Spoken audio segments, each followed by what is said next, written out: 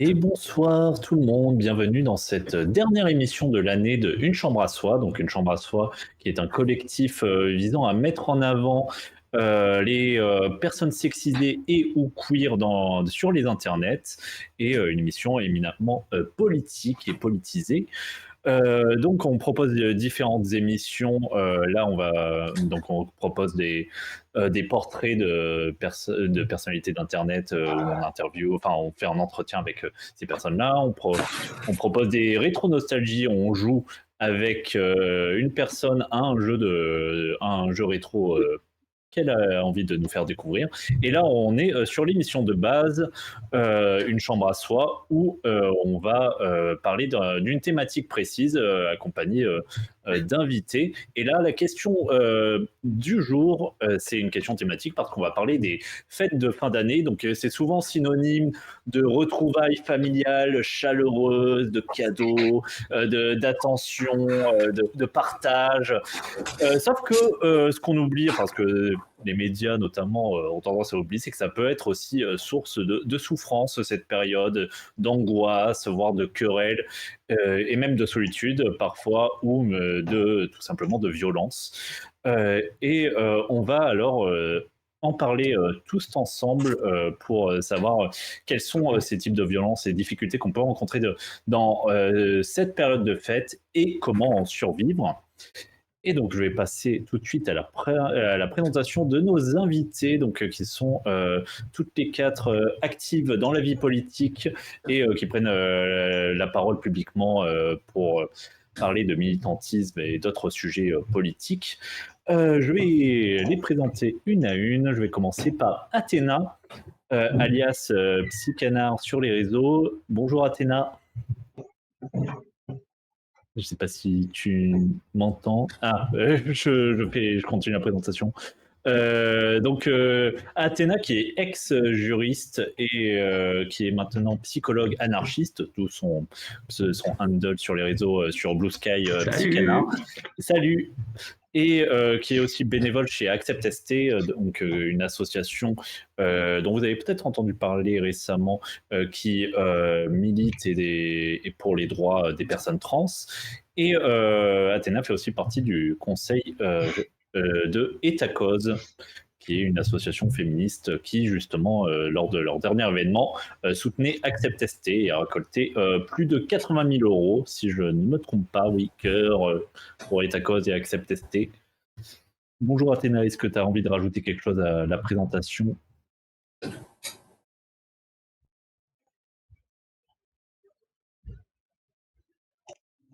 Alors, je ne sais pas si Athéna m'entend. Oui, si, j'étais sur l'autre stream. Ah, t'inquiète. Oui, donc je disais peut-être que tu n'as pas entendu. Donc j'ai fait ta présentation. Est-ce que tu veux rajouter quelque chose ou... Non, pour l'instant c'est bon. Okay. Merci de m'avoir invité. Pas de souci, ça fait extrêmement plaisir de t'avoir.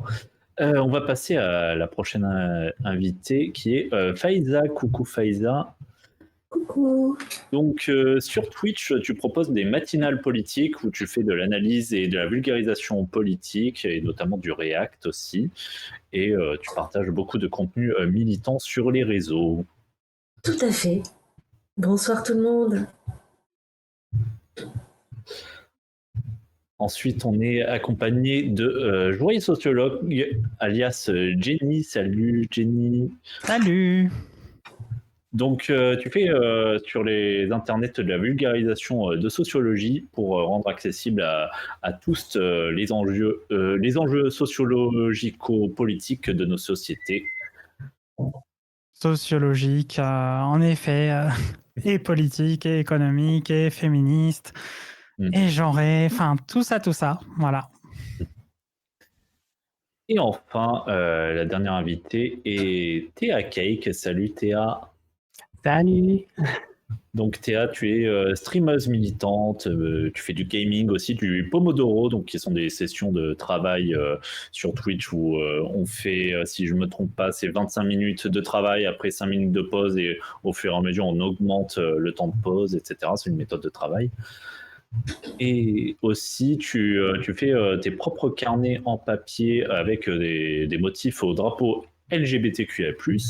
Et tu es aussi travailleuse du sexe sur Internet. Ouais. Voilà. Donc voici la fin des présentations. On va pouvoir attaquer le vif du sujet. On va commencer par aborder, donc, en général, voilà, qui dit fête de fin d'année, on pense notamment à Noël et tout ce qui est les repas de fête, les repas de Noël en famille. Donc, c'est souvent l'occasion pour beaucoup de personnes de se retrouver en famille, mais pas forcément des personnes voilà, qui sont alignées avec nos convictions, etc. Et ça peut amener des difficultés. Je vais vous laisser parler chacune votre tour si vous avez en tête des situations qui peuvent être difficiles. Quels sont les indicateurs qu'on peut voir quand on se sent en difficulté dans ces repas de famille, dans ces fêtes. Je vais commencer par te laisser la parole, Athéna, si ça te va de commencer. Ouais, bah, déjà peut-être effectivement voir à quel point ces périodes-là peuvent être une contrainte plutôt qu'un choix, plutôt qu'un plaisir.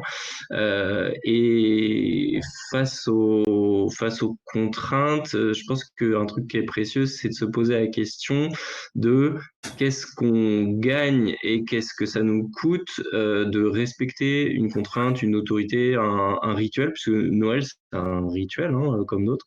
Et du coup, en gros, on laisse toujours quelque chose et on gagne quelque chose quand on respecte une contrainte. La question, c'est de pouvoir se poser cette question-là parce que c'est pas toujours évident en amont. Et donc, je pense que déjà, essayer de se poser la question de que ce soit pas automatique, mais de dire qu'est-ce que moi je vais y faire dans ce repas de famille. Qu'est-ce que des fois ça peut être éviter des représailles, ça peut être éviter de la répression, etc. Mais au moins que ce soit conscientisé et comme ça on fait un peu une balance pour contre et ça peut permettre des fois de faire des choix différents que juste faire comme tout le monde pense et attend qu'on fasse quoi. Est-ce que d'autres personnes veulent rebondir là-dessus et partager voilà, quelle situation vous voyez quand on parle des fêtes de fin d'année? Quelle situation difficile? Alors, je rentre je fais partie de celles qui ne vont pas fêter Noël cette année et et qui sont très bien avec ça. Ça fait 5 ans maintenant. C'est ça fait 5 ans maintenant que je fête plus Noël. J'ai essayé l'année dernière. J'ai eu des terreurs nocturnes tout le mois de décembre, du coup, des cauchemars, des réveils en hurlant, enfin. Et je pense que simplement, il est trop tôt pour moi. Et deux, ça me manque pas en réalité. J'adore l'esprit, les fêtes, etc., les décorations, ce que vous voulez, mais ça ne me manque pas. Et je pense vraiment que c'est important de normaliser ça, en fait. De normaliser d'avoir besoin de ne pas faire ces fêtes-là, de ne pas se soumettre à... qu'il n'y a pas d'obligation, voilà, à se soumettre à ces moments qui peuvent être des moments de violence, suivant qu'on a une famille bienveillante ou pas, ou suivant qu'on a été traumatisé, et que chaque année, cette période-là de l'année vient redéclencher tout ça. Et je pense que c'est super important. Je sais par contre que j'ai de la chance de pouvoir faire ça, c'est-à-dire que j'ai pas de pression de la part de proches pour venir à tout prix. Donc je ne me sens pas pressurisée par ailleurs et j'ai beaucoup de chance par rapport à ça. Mais là, typiquement, je vous en parle, mais oui, la différence par rapport à l'année dernière est monumentale. J'arrive quand même... Je dors moins bien que le mois de novembre, mais c'est sans commune mesure par rapport à l'année dernière, quoi. Est-ce que Jenny, t'as envie de rebondir là-dessus? Ouais, je veux bien rebondir. Déjà, moi, je fais aussi partie de ces personnes comme Faiza qui ne va pas passer Noël ou les fêtes de fin d'année avec cette famille, enfin avec sa famille, pardon, cette famille, genre ces gens-là. Pas la Qui famille de lapsus. Faiza aussi, hein, évidemment. Voilà. Mais du coup, effectivement, c'est quelque chose, c'est un truc où moi déjà de base, j'avais dit ça. Je crois que j'avais dit ça, je sais plus dans quel cadre, mais j'avais dit, je crois, sur mes parents que j'étais pas très famille. Voilà, j'avais dit ça à l'enterrement d'une de mes proches, familialement, ma grand-mère, et j'avais dit, voilà, je suis pas très famille. Et je sais que ça avait blessé mes parents, et souvent les blessures des proches sont des blessures qu'ils nous imposent, qu'ils peuvent nous imposer et qu'on peut s'imposer à soi-même. Et il y a beaucoup de ça, je trouve, hein, dans les moments de fête de fin d'année, cette injonction à se rassembler, cette injection, ah, mon Dieu, pardonnez, je suis un peu mais cette injonction à finalement faire corps ensemble et laisser de côté tout à plat les questions familiales. Je vais faire ma sociologue de comptoir, je vais dire moins bien les choses que Faiza, mais Faiza l'a abordé justement un peu. C'est que la famille, c'est une institution sociale. Donc, selon la définition de l'INSEE, hein, voilà, c'est un groupe social formé d'au moins 2 personnes. Voilà, tout simplement. Bon, là, je prends le cas large, hein. En vrai, ils ont mis des petits traits avec des petits trucs, mais des petits détails. Et il y a plusieurs types: conjugal, élargi, homoparental, nucléaire, armé, bref, je ne sais quoi. Mais tout ça pour dire que la famille, c'est quelque chose de base qui est un construit. Et ce qui est bien quand les choses sont construites, c'est qu'on a le droit de les défaire quand elles nous font du mal ou quand on s'y sent pas bien. Après, je note que comme la thématique de ce soir, c'est survivre et donc pas subir, mais en même temps, sans doute s'exposer à quelque chose lié aux injonctions de fête de fin d'année. Peut-être que là, il y aurait d'autres clés à explorer, hein. Par exemple, comment on parle pas de politique, etc. Enfin bref, on y reviendra, je pense, tout au long de la soirée.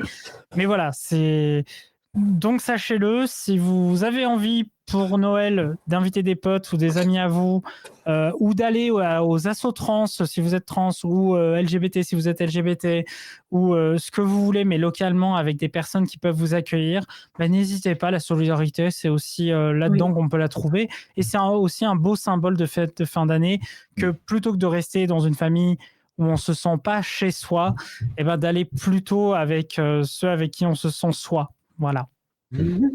Tout à fait, oui. On aura l'occasion d'aborder ces alternatives et d'autres modèles de Noël, en quelque sorte, de fête de fin d'année. Avant de te donner la parole, Théa, je voulais juste préciser quelque chose.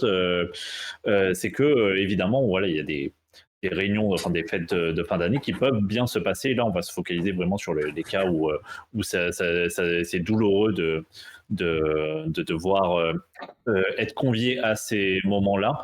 Mais évidemment, ce n'est pas le sujet de la discussion, mais il existe des cas où, bien que ça soit tout de même imposé, ces réunions familiales ou autres se passent très bien. Donc, je termine par te laisser la parole, Théa. Quelles difficultés tu vois dans ces situations-là de réunion familiale ou autres à Noël et aux fêtes de fin d'année en général? C'est un petit peu comme comme tout le monde a dit en fait de tout à l'heure, mais surtout Faiza et Jenny. Moi de mon côté, il y a eu un avant et un après quand même sur beaucoup de ces sujets-là. Moi, c'était un stress permanent, mais déjà le fait de voir ma famille de base, hein, même la cellule familiale, c'était un stress, toute une organisation. Il faut dire, j'ai quitté la famille à 18-19 ans, j'étais déjà plus à la maison. Comme mon père avait toujours dit, toi à 18 ans, t'es plus à la maison. À 18 ans, j'étais plus à la maison, quoi. Donc, et bon, disons que je suis parti pas dans des meilleures conditions du monde. En gros, je suis parti de la maison après une grosse dispute. Donc voilà. Et après, j'ai commencé à faire ma vie de mon côté et tout. Et c'est vrai que c'était assez stressant, le devoir revenir en famille, devoir faire son devoir et tout. Et c'est vrai que ça va ça allait beaucoup mieux ces 2 dernières années parce que Noël, je le fais chez moi et je le fais soit. Voilà, ces 2 dernières années, c'est entre amis et entre amis amireuses, quoi, dans notre cercle polia, quoi. Donc ça se passe beaucoup mieux, c'est beaucoup plus intimiste, on est beaucoup plus dans une famille choisie finalement. Et là, cette année, c'est marrant parce que c'est la première fois après 2 ans où je vais revenir chez mes parents. Mon père, ma mère et ma sœur voulaient qu'on se retrouve à 4. Et comme nos situations vont beaucoup mieux, mais il nous a fallu 2 ans pour... Enfin, 2 ans. Il nous a fallu 30 ans pour moi, mais voilà, on verra ce que ça donne. Mon père avait émis ce besoin et je pense que vu comment on se parle de manière beaucoup plus ouverte, je pense que ça ira bien, mais il nous a fallu en passer par un gros passage, ouais. Carrément. Ok, merci à toi. On va peut-être passer dans le vif du sujet de ces situations difficiles et notamment l'une des difficultés qu'on peut rencontrer lors de ces réunions pour les fêtes, c'est les discussions, les sujets de discussion qui peuvent être mis sur la table de repas, petit jeu de mots. Donc parmi ça, il peut y avoir tout un tas de sujets, les discussions politiques notamment qui peuvent être amenées et les personnes qu'on retrouve ne sont pas forcément alignées avec les mêmes opinions. Et il peut y avoir aussi tout ce qui est de l'ordre des choix personnels, que ce soit nos choix de carrière professionnelle qui peuvent être remis en question, ou même des choses plus anodines en apparence, telles que les régimes alimentaires, le fait de ne pas vouloir consommer de viande ou ne pas consommer d'alcool, etc. Donc on va pouvoir parler de tout ça. Faiza, qui est... Alors, comment tourner la question, désolé. alors, c'est la manière que j'aime le mieux, moi, d'approcher ça, c'est quand on me demande est-ce que tu as des restrictions alimentaires, typiquement. C'est assez neutre. Ça me permet de parler. Alors, il s'avère que je mange de tout. Mais à la base, non, quand j'étais gamine, je ne mangeais pas de porc. Voilà, j'avais ces restrictions-là qui vont avec la culture musulmane notamment. Mais j'ai aussi des allergies alimentaires. Et du coup, ça permet tout simplement de poser la question sans que ce soit gênant. Je trouve que c'est une formulation qui est super. Ceci étant, il faut avoir en face des personnes qui utilisent cette formulation. Quand ils n'utilisent pas cette formulation, ça peut être particulier. Ça peut vraiment être particulier. Alors, il y a toujours la surprise. Les gens s'attendent systématiquement à ce que, parce que je m'appelle Faiza, je ne mange pas de porc ou que je ne boive pas d'alcool. Et ça me fait toujours aussi bizarre. Enfin, j'ai 43 ans, ça me fait toujours aussi bizarre parce que je me dis, mais... Enfin, je pense pas faire partie d'une minorité sur ce plan-là, dans ma minorité. Vous voyez ce que je veux dire? Mais qu'il y a les idées reçues qui restent longtemps en place et c'est pas fait pour. Enfin, ça va pas aller en s'améliorant là-dessus. Je parle de ça parce que je pense que ça a vraiment un lien aussi du coup avec les discussions politiques, parce que comme tu disais avant qu'on commence l'émission, les existences minorisées, elles sont de fait politiques, quoi. Et tu le sens rien que quand on te demande ce que tu manges, en fait. Et ça commence... Enfin, c'est aussi simple que ça. Et ça peut être compliqué suivant les personnes qu'on a en face et la liberté plus ou moins là qu'on a de dire les choses sans causer de entre guillemets drame dans le jour de Noël, quoi. Et réussir à trouver un équilibre entre dire quand même les choses, mais ou alors ne rien dire, mais quand même ne pas se laisser. Et ça, c'est bien. Et ça, c'est... je sais pas si c'est réellement jouable, dans un milieu familial parce que c'est peut-être le milieu où on n'a pas la main, où on est toujours les enfants, je ne sais pas comment dire ça autrement, où on est un peu toujours les mineurs, il y a quasiment toujours quelqu'un au-dessus, ou en tout cas le groupe qui peut prendre la main. Donc c'est difficile, il y a une asymétrie dans les pouvoirs qui est vraiment impressionnante. Et vous? Oh, pardon, Oui, pas de souci. Je crois que quelqu'une d'autre voulait prendre la parole, mais j'ai pas vu qui. Ou j'ai rêvé. J'ai cru que quelqu'un avait commencé à parler. Je peux rebondir, hein, j'ai plein d'anecdotes Vas-y, là-dessus. vas-y. Non, mais c'est marrant parce que justement, ouais, tu parlais de hiérarchisation et tout. Mais déjà, alors, au niveau bouffe, j'ai là mes parents parce que je suis pas totalement, mais de plus en plus, j'enlève la viande progressivement de toute mon alimentation. Pareil que toi. Je disais pareil que toi, excuse-moi. Ouais, mais non, mais carrément. Mais en fait, c'est super intéressant. Mais oui, pareil, mes parents ne me demandent pas si j'ai des restrictions alimentaires. Ils me disent, et ça, t'as droit à ça? Et c'est la fameuse question en mode, est-ce que t'as le droit?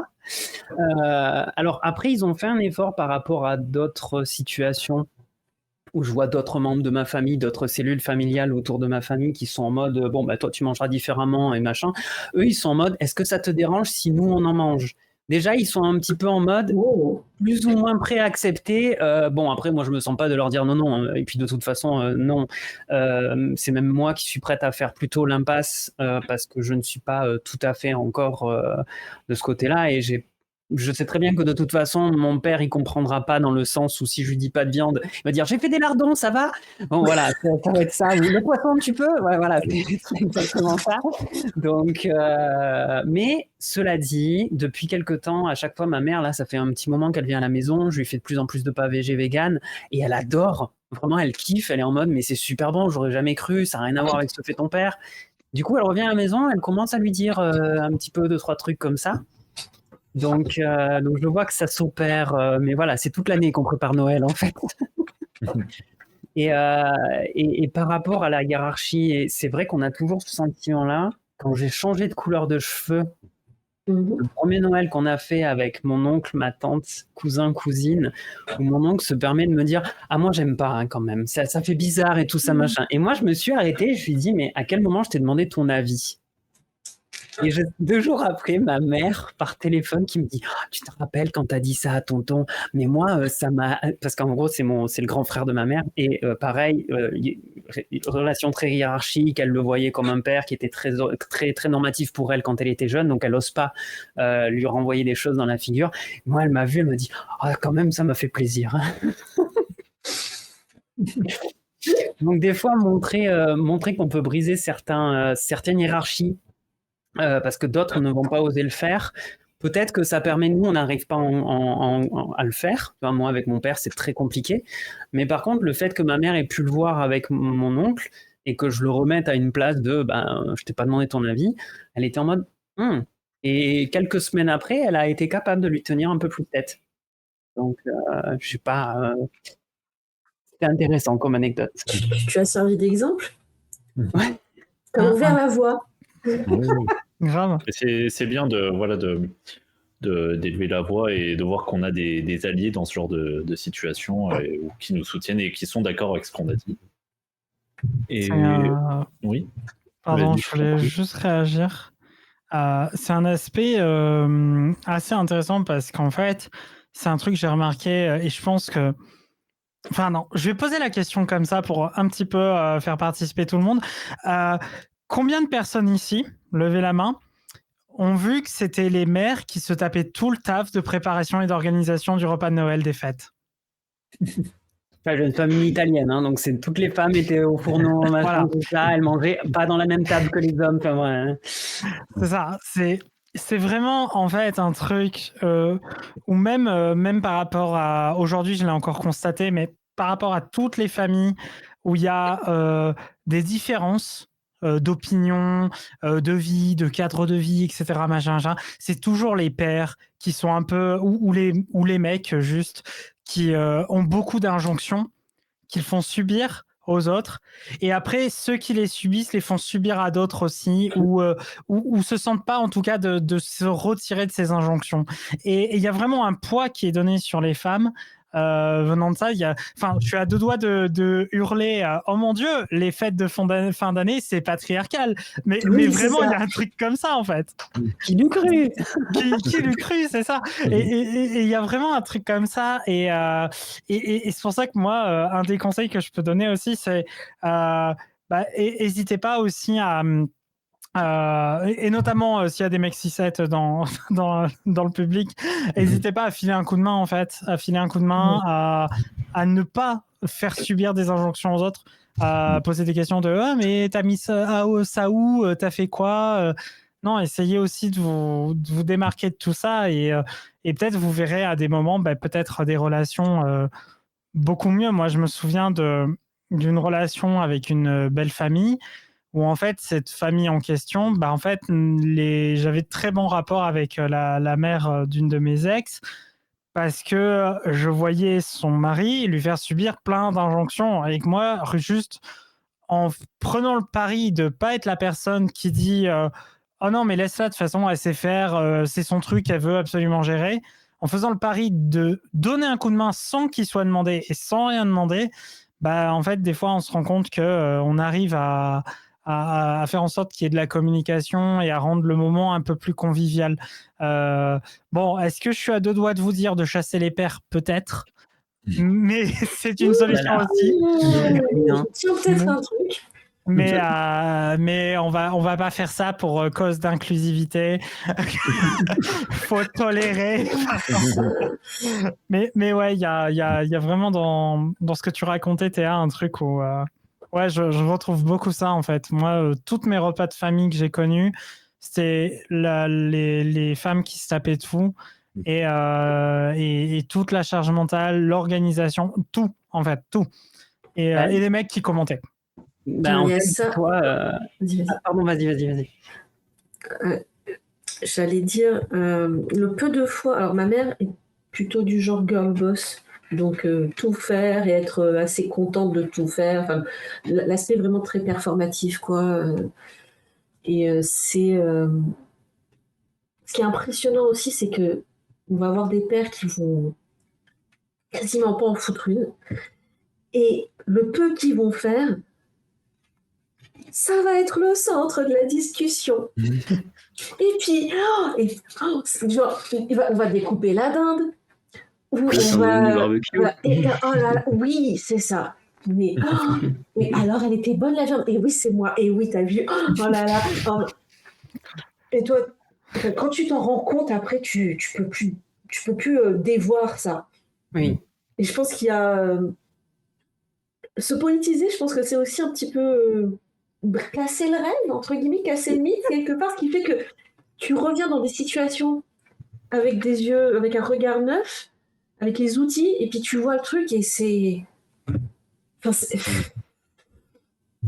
Moi, à titre perso, c'est ce qui m'aide aussi, en fait. C'est même pas ce qui m'aide, c'est ce qui fait que je me sens pas coupable le moins du monde de pas participer à quoi que ce soit de Noël.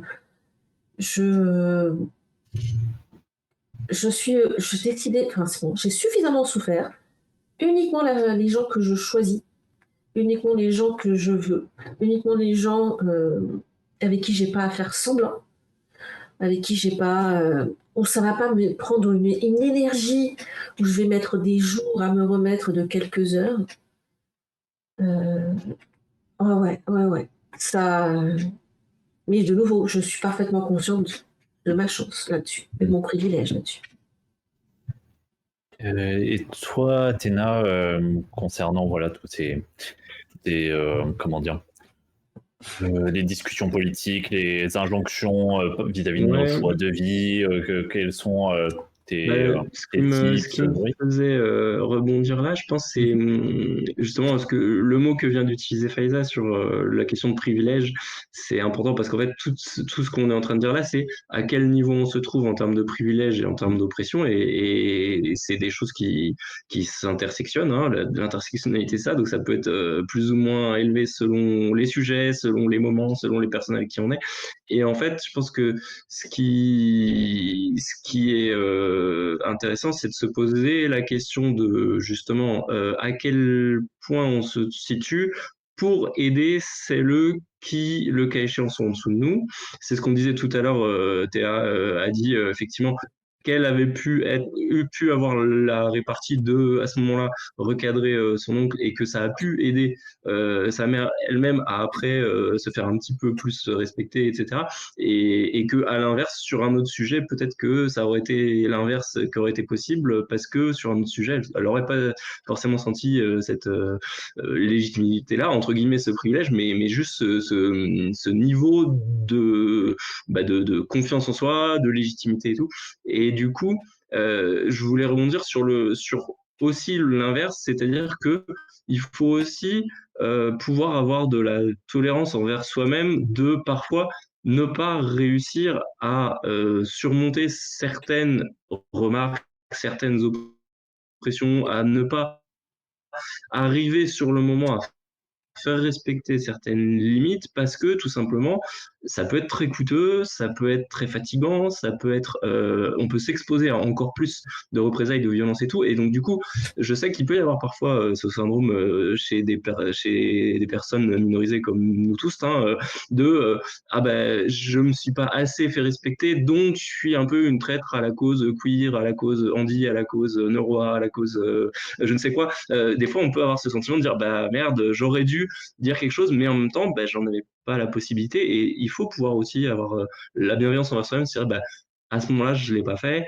Peut-être un autre moment sera quelqu'un qui pourra me montrer la voie, qui pourra m'aider. Peut-être moi, plus tard, quand je me sentirai mieux, etc., mieux outillé, ce sera moi qui le fera. Mais il faut pas non plus, voilà, trop se culpabiliser des fois de juste courber les chines, dire ok cause toujours et je passe, c'est vraiment le mot survivre qu'on utilise voilà dans le thème de ce soir. Des fois c'est courber les chines, survivre en disant pas trop, et ben c'est pas grave, c'est pas pour autant qu'on est une mauvaise militante, une mauvaise personne ou quoi. Oui, ben ça revient un peu. Oui, tout à fait. Et ça revient un peu quand on demande à des personnes concernées cette injonction un peu à la pédagogie. Ben on n'a pas voilà, à expliquer les choses aux personnes qui veulent pas se renseigner par elles-mêmes. Et pareil, on n'a pas non plus, si on n'a pas l'énergie à répondre à ce genre d'agression, à se défendre, à défendre notre point de vue, etc. Et ça va permettre de passer à un volet suivant qui est assez important et que je voulais aborder, étant donné que on est des personnes concernées. C'est toute la question autour de l'identité de genre ou l'orientation sexuelle. La question dans ce genre de moment, quand on est justement en cours de transition ou qu'on on commence à faire des coming out à notre entourage, est-ce qu'on a envie ou la possibilité de le faire lors de ces fêtes de fin d'année, à des réunions familiales ou avec son entourage en général, est-ce que mieux vaut rester dans le placard ou est-ce c'est trop coûteux pour vous, ou même si le coming out est déjà fait, comment vivre ces moments en ayant son orientation sexuelle ou son identité de genre affirmée auprès de ses proches. Je vais te laisser la parole, Jenny, si tu veux commencer ce volet. Alors, dure question. Mon raisonnement serait évidemment de dire déjà que on amène les choses qu'on veut amener. C'est-à-dire que si les personnes vous font des remarques, ah tiens, tu t'es maquillé, tiens, etc., t'as du vernis aux ongles, oui, j'ai inversé les deux. C'est à vous de dessiner en fait comment et dans quel cadre vous abordez les choses. Un coming out, c'est quelque chose qu'on n'a pas le droit de vous voler. Ça vous appartient. C'est votre identité. C'est au-delà de votre identité, c'est aussi ce que vous mettez dessus comme étiquette. Il y a des gens qui veulent pas d'étiquette aussi. En tout cas, c'est quelque chose qui vous est propre en tant qu'individu. Quelqu'un qui se met à rentrer ou à marcher dessus, vous n'avez pas à vous en vouloir de dire que vous n'avez pas forcément envie d'aborder la question, que c'est quelque chose qui vous regarde, ou même de dévier de sujet ou changer totalement la chose, quoi. Et c'est très important d'avoir cette humilité-là, de se dire, ok, c'est pas grave, j'y suis pas arrivé, ou c'est pas grave, ça s'est pas passé comme j'aurais voulu, parce que c'est jamais votre faute en fait. Ça c'est souvent lié au cadre, aux gens qui y a en face, à leur tempérament, à leur manière de vous écouter, aussi leur discrimination, hein, les discriminations qui peuvent répercuter sur vous. Les stigmates et ça vous est, enfin, ça vous en avez pas le contrôle. La seule chose que vous pouvez contrôler par contre, c'est est-ce que maintenant là vous voulez aborder le sujet et comment vous voulez aborder. Voilà, vous avez le droit de dire je désire aborder comme ça la chose. Et vous avez le droit de dire je décide de ne pas aborder la chose parce que c'est une question qui m'est propre, qui m'est chère. Et voilà, et je l'aborderai comme j'ai envie d'aborder. J'ai pas envie d'aborder avec vous, bref. Ou même juste rien dire. Moi, j'ai une personne que je connais là qui m'a dit qu'en gros, qu'elle attendait d'évoquer sa transition après les fêtes de fin d'année.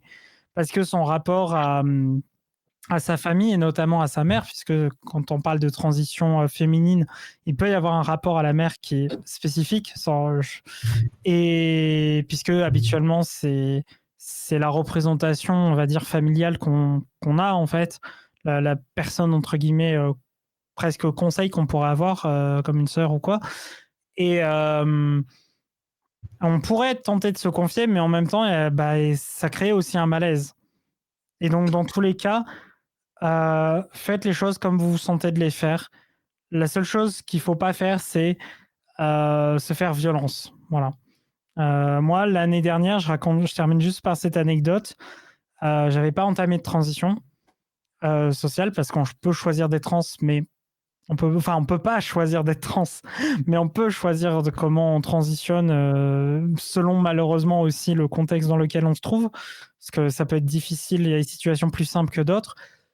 Et en fait, moi, le premier événement au public auquel je suis allé en disant je suis trans, c'était le réveillon de Noël de l'Asso Trans de Bordeaux. Voilà. Et cette année, le fait d'y être en tant que bénévole, je peux vous dire, c'est un fort signe, un fort symbole, parce que j'aurais jamais imaginé, comment dire, déjà pouvoir faire ce pas, et surtout de pouvoir le dire, en fait, le dire à des gens dans un cadre approprié. J'aurais pas pu en 2025, en 2024, fin 2024, le dire à ma famille. Par contre, j'ai pu le dire à des gens que j'ai choisis dans un cadre associatif. Et ça, c'est vraiment quelque chose qui est merveilleux, je trouve. Voilà. Merci à toi, oui. C'est très touchant, oui, tous ces mots. J'ai oublié de préciser avant de commencer cette partie qu'il y aura potentiellement des mentions de remarques ou d'actes LGBT-phobes. Donc, tenez compte du trigger warning sur votre écran. Voilà. Je vais passer la parole du coup à Athéna si tu as d'autres choses à ajouter sur toute la question de coming out ou de l'identité LGBTQIA+, lors de ces fêtes.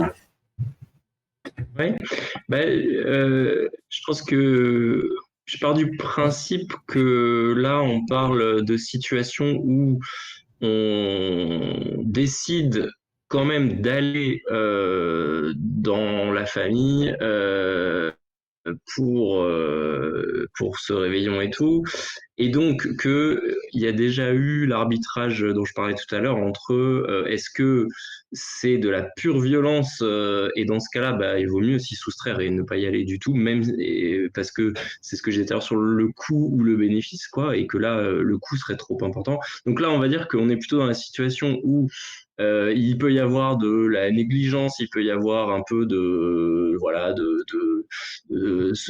c'est un continuum entre la maladresse, la négligence, tout ça, l'indifférence, mais que c'est relativement c'est pas suffisamment violent pour nous empêcher d'y aller complètement. Et dans ce cas, moi, je pense que ça peut être aussi un bon moment pour marquer des choses et pour justement profiter de l'occasion pour dire À partir de ce moment-là, j'aimerais que des choses évoluent pour que cette occasion, justement, à laquelle on tient tous, si on est tous là, puisse se passer dans les meilleures conditions. Moi, je prends mon exemple perso, c'est ce que j'ai fait à Noël de l'année dernière.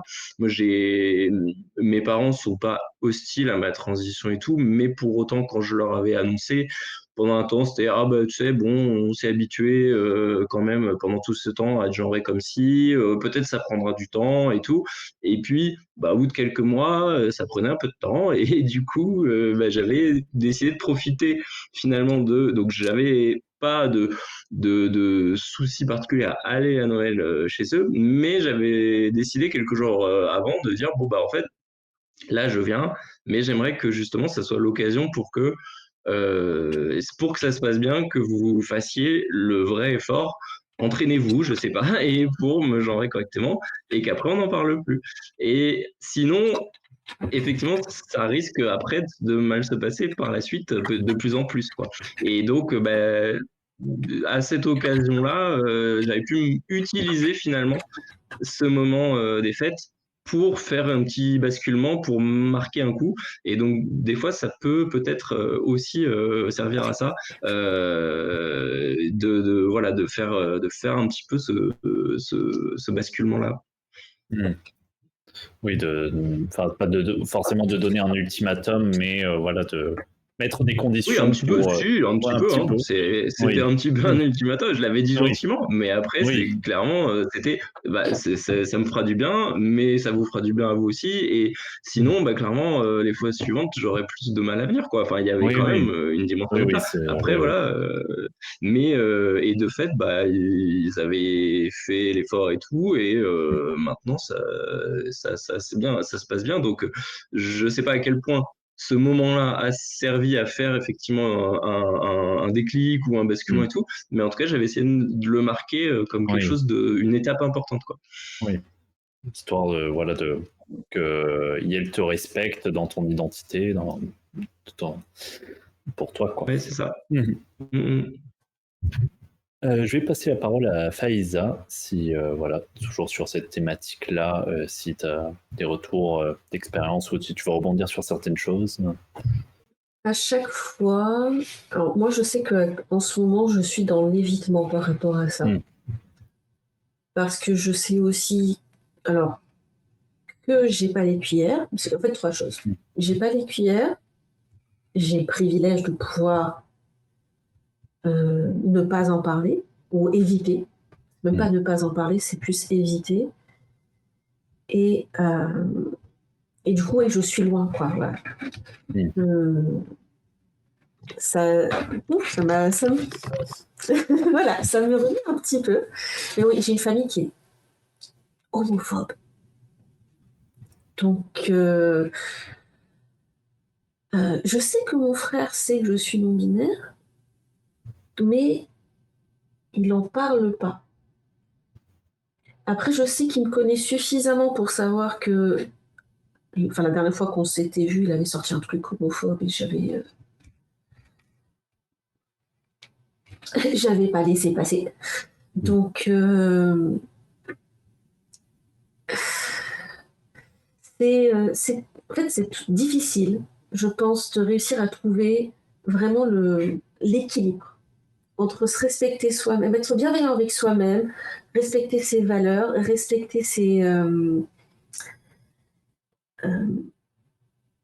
luttes. Et c'est là où je me dis, il faut juste se rappeler que les fêtes, c'est juste ça, c'est ce moment-là dans l'année.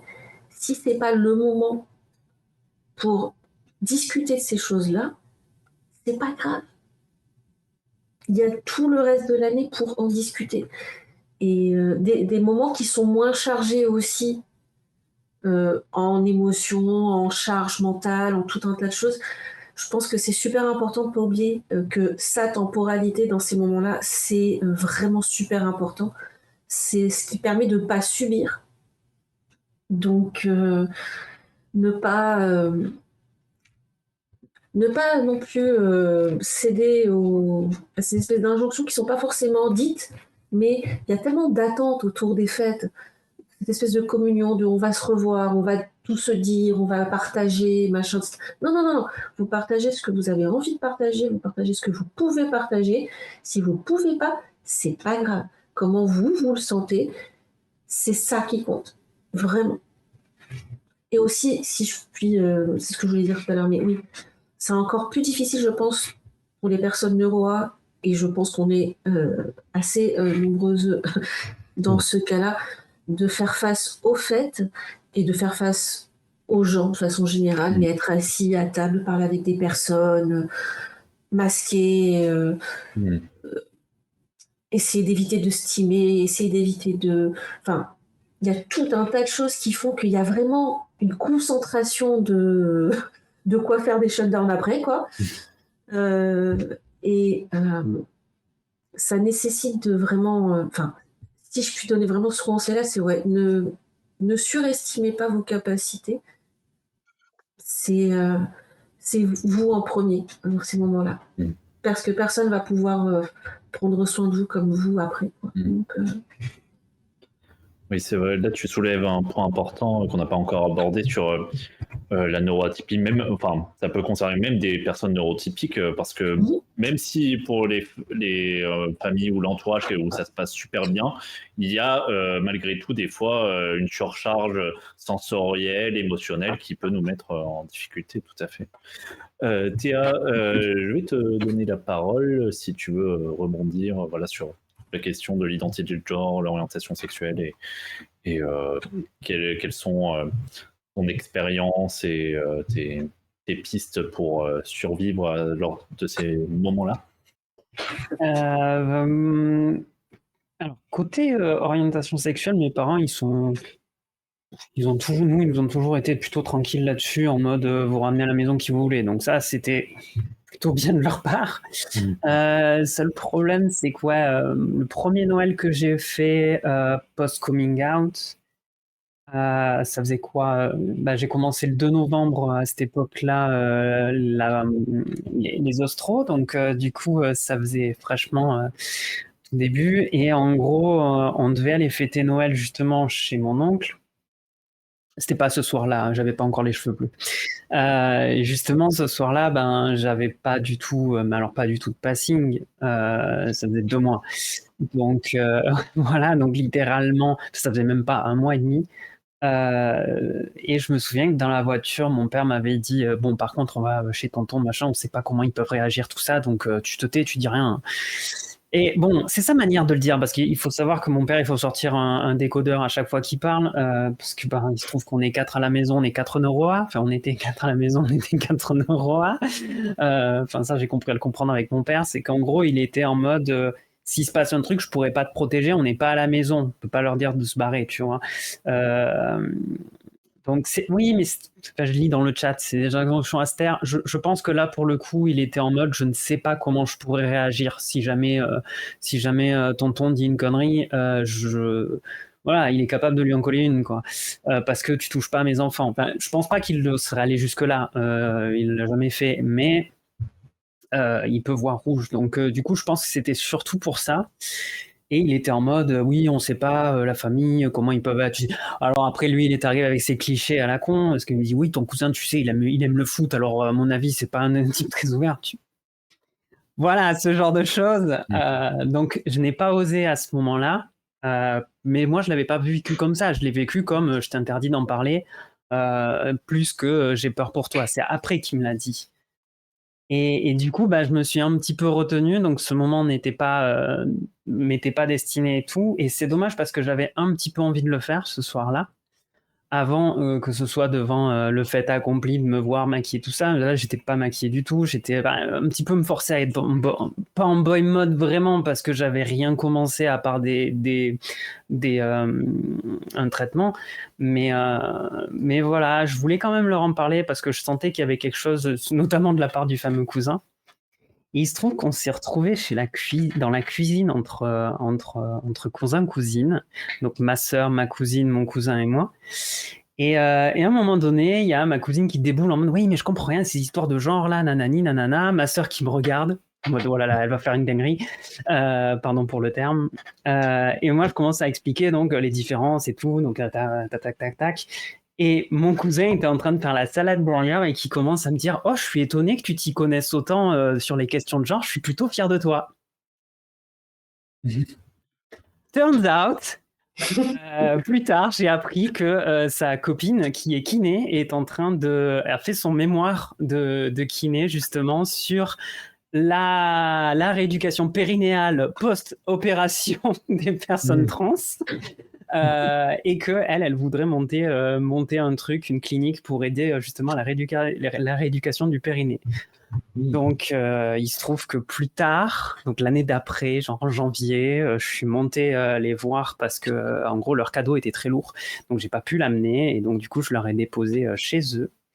Et c'est à ce moment-là que j'ai fait mon coming out et ça s'est extrêmement bien passé. Donc, c'est pour dire que des fois, ça peut être... en fait, on ne sait pas sur le moment quels alliés, quelles personnes vont vriller, en fait. Il y a des personnes où on va se dire, à mon père par exemple, mais moi aussi j'ai eu des a priori sur des personnes, je me suis dit voilà, cette personne si elle le sait, ça va être super grave. Et il y a d'autres personnes, je me serais attendu de beaucoup plus de sympathie de leur part, qui m'ont dit mais des choses. Je veux dire, tu crois que Mamé l'aurait accepté parce que Mamé c'est un symbole de notre grand-mère dans la famille. Elle venait de malheureusement décéder en 2020. Voilà, ce genre de message qu'on m'a passé, je pense que la personne ne se rend pas compte de la violence que c'était, parce que pour moi, c'est quand même en grande partie avec ma mère, une des femmes qui m'a élevé dans la famille. Ouais, me dire ça, alors qu'en plus, je le sais que c'est pas vrai, mais c'est vachement difficile à traverser. Et de la part d'une personne qui m'a en plus aidé à l'accompagner. Genre, c'est une personne qui m'a fait venir, qui m'a prévenu, donc je peux pas non plus totalement lui en vouloir parce que sans elle, je n'aurais pas accompagné ma grand-mère jusqu'au dernier jour, jusqu'à la dernière minute même, parce que j'ai passé toute une nuit avec elle. Bon, bref, ça c'est autre chose. Mais je peux pas non plus laisser passer ça. Et c'est ça à chaque fois. Et chaque année, je vais m'en souvenir en fait.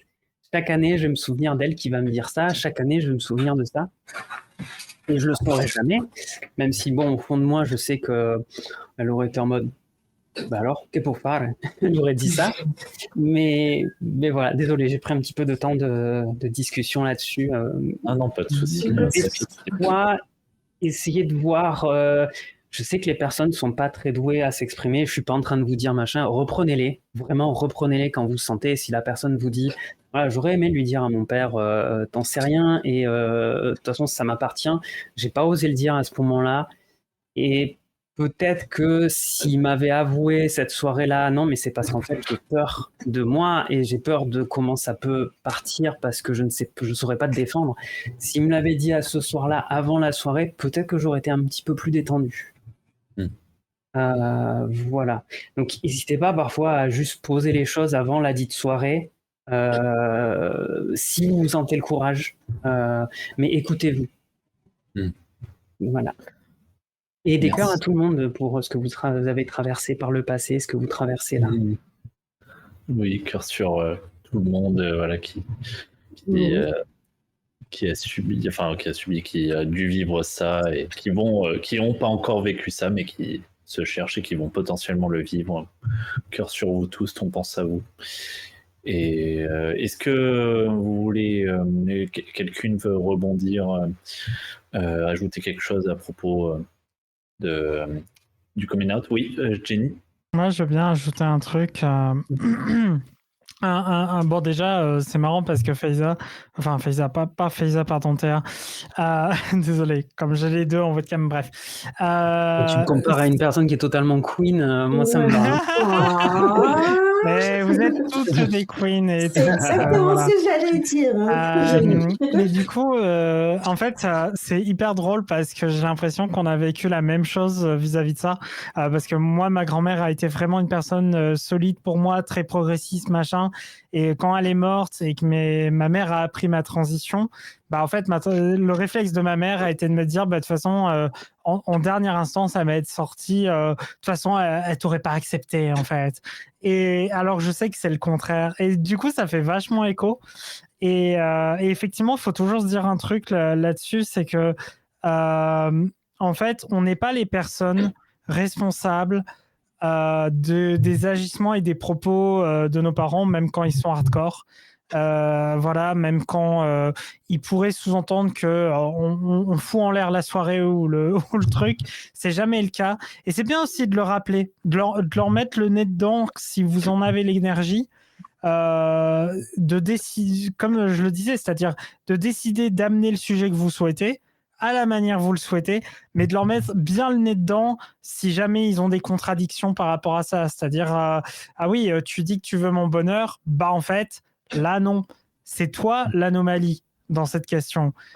Quel père ou quelle mère ou quel parent ou quel ami, sœur, frère ferait ça en fait? Ce n'est pas de l'amour, ce n'est pas de l'affection, c'est viscéralement quelque chose de dangereux et de discriminant. Et quand on leur met la tête des fois dedans, c'est bien aussi, parfois, au-delà de faire en sorte que ça les change, parce que c'est à eux d'accepter s'ils changent hein, ou pas, parce qu'habituellement, c'est les vieilles habitudes dans la vie dure, hein, comme on dit.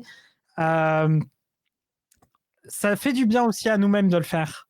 Voilà, ça peut aussi nous faire du bien à nous-mêmes de rappeler à la personne qu'on n'est pas l'anomalie dans la pièce, hein, que l'anomalie, c'est plutôt la personne qui accepte pas le changement. Et voilà, on vit dans un monde où tout le monde change. Hein. On n'a pas, je veux dire, moi, ma coupe de cheveux, tous les jours, elle change. Voilà, une mèche en plus, en moins, machin. Mais bon, ok, je le dis très mal. Mais voilà, l'idée, c'est que tout est en perpétuel changement et un parent doit apprendre aussi. On parle beaucoup de parents, je remarque, hein, mais un membre de votre famille doit apprendre à accepter ce changement comme il le ferait pour lui-même, en fait, normalement. Mais voilà. Merci Ouais, à toi. je vais peut-être rebondir là-dessus. Je trouve que c'est hyper important ce que vient de dire Jenny, c'est la question que toute violence dit beaucoup plus de choses sur celui qui exerce la violence que sur celui qui la subit. Quelqu'un qui va mégenrer, qui va insulter, qui va exclure, ça dit beaucoup plus de choses sur cette personne que sur la personne qui est visée. Et ça, c'est très précieux de se le rappeler consciemment parce que c'est très difficile, parce que quand on subit de la violence, on est envahi par la violence, on est effracté, on est justement, on est violenté, donc on est humilié et ça peut être difficile d'avoir accès à son amour-propre et à son intégrité. Et donc, en fait, c'est précieux d'avoir même le réflexe presque dans un coin de la tête, prêt à l'emploi, à chaque fois qu'on subit un moment de violence, une insulte, un truc comme ça, d'avoir tout de suite le réflexe de qu'est-ce que ça dit plus de mon agresseur ou de la personne qui me fait du mal que de moi, et de pouvoir justement, comme disait Jenny, renverser le fardeau de la preuve, entre guillemets, le fardeau de l'agression, et de dire non, moi je suis juste moi, j'existe, je suis juste là en train de vibrer et de juste exister, et la personne qui vient out of nowhere m'insulter, genre machin, bah c'est elle qui effectivement est l'anomalie dans la pièce et qui a des questions à se poser. Alors c'est pas toujours facile de le lui mettre en mots dans l'immédiat, mais au moins si déjà on se le fait cette réflexion dans la tête, on arrive un petit peu mieux à survivre au moment, et peut-être soit 30 secondes plus tard, soit le lendemain, soit l'année d'après, on va arriver à retourner ce truc-là. Mais en tout cas, c'est précieux de le vivre en disant je suis agressé, insulté, mais ça ne fait pas quelqu'un de moins, ça ne fait pas de moi quelqu'un de moins de valeur, c'est plutôt l'inverse, c'est mon agresseur qui a moins de valeur à cause de ça. Merci, oui, c'est très pertinent, je trouve, ce que tu dis sur l'inversion, voilà, de pas que ça en dit plus sur les agresseuses que sur nous-mêmes. Même au-delà du contexte des faits, je pense que ça peut servir pour plein d'autres situations. Avant de clôturer cette partie sur les violences. Je voulais partager une ressource de la psy des couleurs cachées. Alors, je vais partager mon écran. Alors, comment je fais? Tac. Attention, il va y avoir l'écran qui va arriver en double. Voilà. Donc, je vais le partager dans le chat. C'est la petite des couleurs cachées qui a construit un violentomètre spécial fait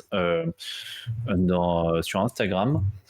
Voilà, je l'ai partagé donc avec différents niveaux. Donc là, c'est la zone rouge, donc vraiment où on est en danger et qu'on n'est pas respecté, que ça soit sous forme d'humiliation, on se fait culpabiliser parce qu'on n'a pas, par rapport à notre attitude qui n'est pas parfaite. Oui, pardon. Je crois. Oui. Alors, si j'y arrive. Voilà, comme ça. Donc voilà, parce que là, ce volet-là, on fait culpabiliser, ben oui, parce que durant les fêtes, on doit toujours être de bonne humeur, etc. Mais c'est pas toujours possible, voilà. Là, on a parlé aussi de forcer à manger. Il y a aussi l'injonction à boire de l'alcool qui peut arriver. Nos émotions sont niées. On reproche de question d'ambiance, voilà, ça va avec ça. Et donc voilà, tout ça, c'est des comportements qui sont dangereux et violents, et c'est important de savoir les identifier pour agir. Et là, on a donné plein de pistes, voilà, pour se prémunir. Et voilà, il y a différents niveaux. La zone jaune qui est un peu plus intermédiaire, où ça commence à y avoir des flags, des choses problématiques, et il ne faut pas que ça dégénère. Et après, il y a voilà, tout ce qui est zone verte où nos besoins sont respectés. Et aussi, vous voyez ce qu'on avait dit sur tout l'aspect neuroatypie qui peut concerner aussi les personnes neurotypiques, c'est quand on a une surcharge, apprendre, enfin pas forcément apprendre, mais savoir dire quand on ressent le besoin de s'isoler, le faire, et si jamais voilà, ce besoin n'est pas respecté, qu'on nous dit ah ben t'es passé où, pourquoi t'es parti, et savoir identifier que c'est pas ok qu'on respecte pas nos besoins, quelle que soit la situation, qu'elle soit bonne ou mauvaise, avec la famille, avec les proches. Voilà, donc on trouvait que c'était une ressource importante à partager. Qui peut vous donner des pistes pour aborder ces situations-là. Et on va passer à un autre volet suivant, parce que là, on est parti du principe que pour les fêtes, on allait se retrouver avec des proches, sauf que c'est pas le cas pour tout le monde. Il peut y avoir des personnes en situation de précarité pour qui ça peut être un frein d'avoir ne serait-ce que les moyens de rejoindre sa famille, de faire des cadeaux, et même des personnes qui sont obligées de bosser, de travailler pendant les fêtes, ou même des personnes voilà, qui n'ont plus la possibilité de voir leur famille, ou qui n'en ont pas. Voilà, c'est important d'aborder ce sujet-là. Je vais commencer par m'adresser à toi, Faiza, parce qu'en plus, tu as dit justement que tu avais fait le choix, pour le coup, de ne plus fêter Noël en famille, en tout cas.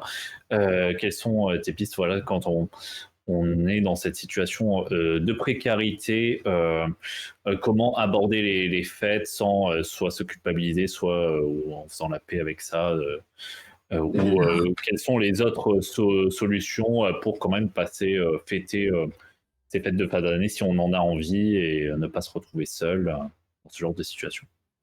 Alors, cette année, c'est particulier parce que pour la première fois, je vais faire, alors pas le jour de Noël, mais courant plutôt première partie de la semaine prochaine, un repas avec mes colocs et des amis, ce qui fait que on va faire une espèce de soirée Noël, mais qui n'est pas Noël, et c'est juste un prétexte pour se retrouver avant qu'elles aussi n'aillent faire leur réveillon, qui pour certains d'entre eux ne va pas être évident du tout.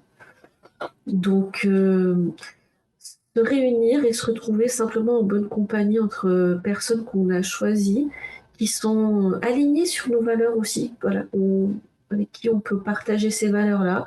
Idem, si on est neurois, qui comprennent très bien si à 8h30 il n'y a plus personne et qu'on est retourné dans sa chambre parce que c'était juste pas possible de rester plus longtemps. Voilà. Ça, je pense que c'est super important. Et de nouveau, hein, c'est de l'ordre du privilège, ça aussi, de savoir que j'ai le choix. Là, je peux le faire comme les années précédentes, c'est-à-dire tranquille, ou devant la télé, ou devant un film, ou juste vraiment chill, ce que j'ai apprécié vraiment, et ça, j'ai éprouvé aucun manque à titre personnel à ce moment-là, ou de le faire avec des personnes, comme une espèce de contre-Noël, quoi, avec des personnes de notre choix, et qui peuvent du coup rendre ça beaucoup moins solitaire, beaucoup moins difficile, parce que du coup, oui, comme c'est un moment de l'année où on voit des signaux de partout qui nous rappellent qu'il faut être entouré, ça permet de venir adoucir cette distance qu'on va avoir du coup avec une fête de Noël sauce binarité, binarité de genre, famille nucléaire, etc., quoi. Donc, je pense que c'est vraiment important de pouvoir avoir ce choix. Et aussi, je pense que c'est important qu'on apprenne aussi à discuter du fait de faire des deuils de choses qui ne sont pas nécessairement de choses, de personnes, quoi, pas nécessairement mortes, mais simplement des choses qu'on ne pourra pas forcément avoir en l'état, que c'est quelque chose qu'on a voulu, mais qui n'est pas de notre ressort, on n'a pas nécessairement le levier sur ces choses-là.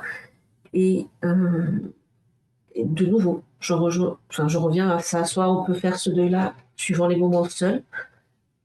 Par choix, c'est important pour le coup d'essayer de subir le moins possible du coup. Soit avec des amis, des proches, voilà, d'autres personnes de la communauté LGBT. Mais oui. Merci. Je t'en prie. Athéna, est-ce que tu veux rebondir là-dessus? Est-ce que tu vois d'autres pistes, voilà, pour ces situations-là où on ne peut pas fêter Noël ou les fêtes de fin d'année en général? Ouais, moi j'avais une idée là, notamment sur l'impossibilité éventuellement de le fêter à la date de Noël, et puis sur la difficulté financière à faire éventuellement des cadeaux, etc. Il y a un truc qu'on fait avec un groupe élargi d'amis à moi, c'est que chaque année, on fait une sorte, comme je vois dans le chat, de contre-Noël, justement, alors c'est demain soir là, en l'occurrence, donc c'est genre dans la semaine d'avant, qui est à la fois pour des gens qui vont après partir dans leur famille ou quoi, mais aussi d'autres qui soit n'en ont pas la possibilité ou pas l'envie, ou voilà. Et on fait une soirée où on met de la musique, où on danse, où on se passe du temps ensemble et tout. Et pour la question des cadeaux, on fait une sorte de Secret Santa où on met un prix maximum à 5 €. Et comme ça, et comme ça, du coup, bah, c'est suffisamment bas pour qu'a priori à peu près tout le monde puisse avoir l'occasion d'offrir quelque chose à quelqu'un et ne se sent pas renvoyé à sa position de précarité ou de difficulté financière et tout. Et ça peut égaliser un petit peu les choses et on fait en général à minuit on fait le tirage des cadeaux avec un des potes qui est habillé en Père Noël et puis c'est très sympa, c'est très marrant et tout le monde est très contente du cadeau qu'il a tiré et en fait c'est un très bon moment et moi je sais que ces petits cadeaux complètement random et ben en fait il y en a que j'ai gardé affiché et tout parce que c'était plus le moment et ce qu'il y avait autour qui constituait l'histoire que le montant de financiers qu'ils avaient coûté ou quoi. Et donc en fait, voilà, de générer justement des alternatives plus égalitaires, plus anarchistes justement, de déconstruire un peu la composante capitaliste là pour le coup, parce qu'on a parlé pas mal de la composante patriarcale de Noël dans le point précédent. Là peut-être c'est la composante capitaliste de pouvoir dire bah en fait l'injonction à dépenser plein de thunes pour machin, c'est pas une fin en soi et on peut retrouver du plaisir dans la sobriété quoi aussi. Oui, tout à fait. Ça, oui, de toute façon, c'était un sujet qu'on allait aborder tout à l'heure, l'injonction au cadeau, à la consommation. C'est un volet important de ces fêtes et oui, ça va avec le budget. Et ce genre d'alternative, Secret Santa, ça peut même être proposé dans le cadre familial, hors du cadre amical ou famille choisie. Voilà. Je crois que j'ai même le cadeau que je vais amener demain. C'est ça, je l'ai trouvé. Je sais pas si vous voyez. Oui, avec un journal avec des petits chats. Oui, alors je sais pas si c'est.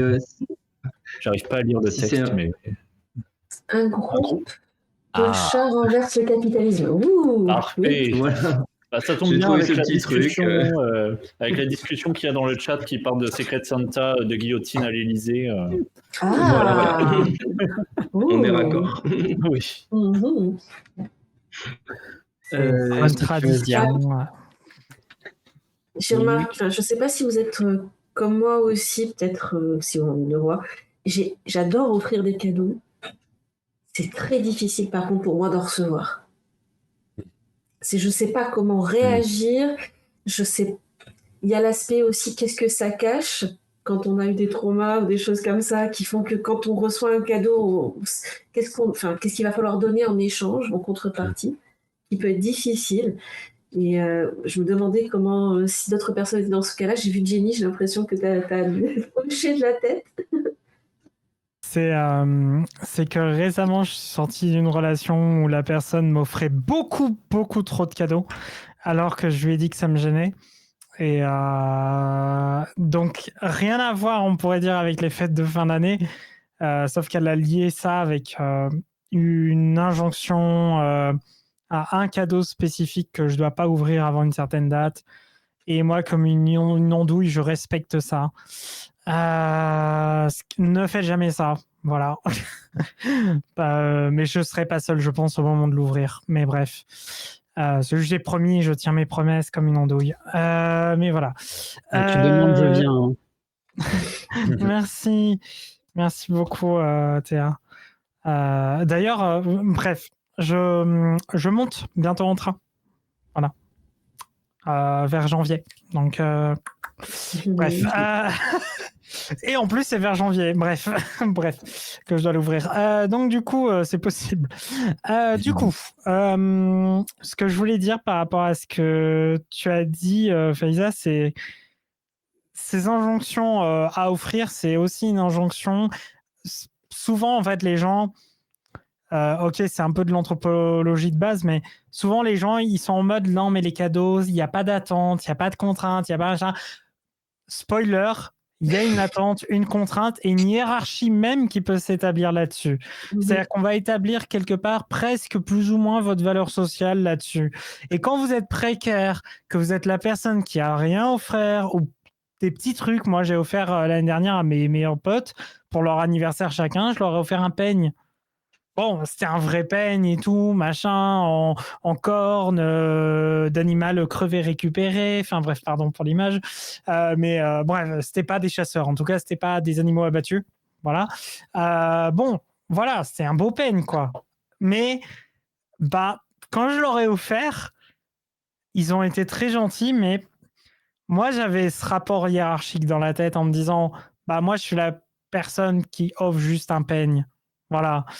Et en vrai, c'est pas un problème. OK, etc. Souvent, c'est vous-même aussi qui pouvez vous renvoyer à ce rapport. Mais voilà, quand on est précaire, l'injonction au cadeau, c'est quelque chose de très difficile. C'est pour ça que les Secret Santa, c'est plutôt cool. Ce qui était à la base un moyen d'offrir un cadeau au pif à quelqu'un que t'aimais pas de ton travail, pas trop cher, et s'est transformé en truc très positif là-dessus. Mais voilà, et le plus beau cadeau de toute façon, parce qu'on parle de Noël évidemment, vu qu'on parle des fêtes de fin d'année, c'est je pense un grand point que tu as dit aussi Faiza tout à l'heure et qu'Athéna a poursuivi, c'est vous avez le droit de vous retrouver avec des personnes que vous aimez, et rien que ça, c'est vous offrir un moment que vous partagez de convivialité, et ça, c'est un beau cadeau. Voilà. Tout à fait, oui. Et d'ailleurs, j'ajouterais même que c'est plus explicite dans petit moment d'anthropologie. C'est beaucoup plus explicite dans certaines cultures, mais dans certaines cultures, le cadeau est explicitement en fait une déclaration de hiérarchisation. C'est une déclaration une expression de classe sociale, et même dans nos cultures, hein, nous on aime bien le dissimuler, le cacher et tout, mais on n'échappe pas du tout à cette vision-là. Un cadeau, c'est un engagement, mais c'est pas un engagement de la personne qui offre, c'est un engagement de la personne qui reçoit. Et c'est un petit peu, c'est un petit peu certaines logiques qu'on avait dans les écoles et tout. Là, je te donne un secret, donc tu es obligé de m'en donner un, mais je t'ai rien demandé.